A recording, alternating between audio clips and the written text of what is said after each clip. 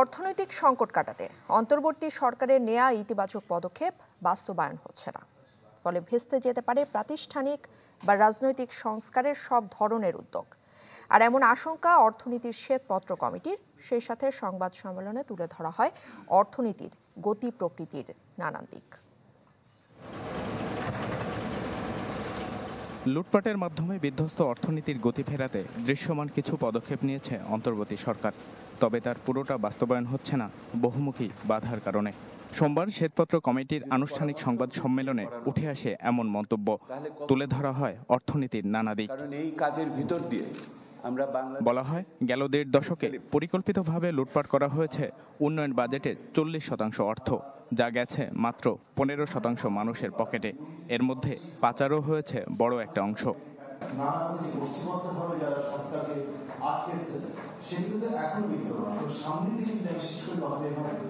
যদি আমরা অর্থনৈতিক পুনরুদ্ধারের কথা চিন্তা করি এবং ব্যক্তিগত বিনিয়োগের যে পরিস্থিতি তার যদি একটা বড় ধরনের উন্নতি আশা করতে চাই, তাহলে কিন্তু এই গুরুত্বপূর্ণ খাতগুলো সংস্কার করতে হবে।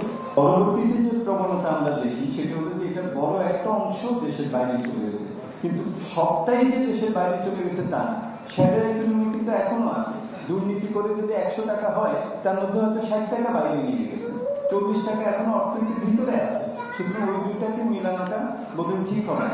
পদ্ধতিগত সংস্কার দরকার, মেথোডলজির যে প্রবলেমগুলি আছে, ডেটা কালেকশন যে প্রবলেমগুলি আছে সেটার সমাধান দরকার। আর দ্বিতীয় হচ্ছে হিসাব নিকাশ, এটা একটা টেকনিক্যাল ব্যাপার, এখানে উপরের লেভেলের হস্তক্ষেপের কোনো প্রয়োজন নাই। কাজে হস্তক্ষেপের যে দরজাগুলি আছে সেগুলো বন্ধ করতে হবে। সংবাদ সম্মেলনের সম্ভাবনার সাথে তুলে ধরা হয় চ্যালেঞ্জের কথাও। বলা হয়, রাজস্ব আয় বাড়াতে দরকার শতভাগ স্বয়ংক্রিয় ব্যবস্থা চালু করা। পর্যালোচনা করতে হবে বাজার ব্যবস্থা ও উন্নয়নশীল দেশে রূপান্তরের সিদ্ধান্ত।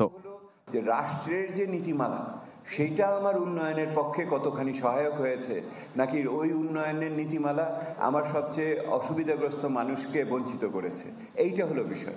তার মানে হলো হোয়াট ইজ দ্য গ্রোথ ফরগন, আমি কি পেলাম না, যেটা পাওয়ার কথা ছিল, কতখানি হয়েছে। এটা যে কোনো দাঁড়ায় থাকলেও আস্তে আস্তে উন্নয়ন হয়। বলা হয়, অর্থনীতিকে বাগিয়ে আনতে দরকার শ্বেতপত্র কমিটির সুপারিশ বাস্তবায়ন। তা না হলে ভেস্তে যেতে পারে প্রাতিষ্ঠানিক বা রাজনৈতিক সংস্কারের উদ্যোগ। ইমদাদ হক, চ্যানেল 24, ঢাকা।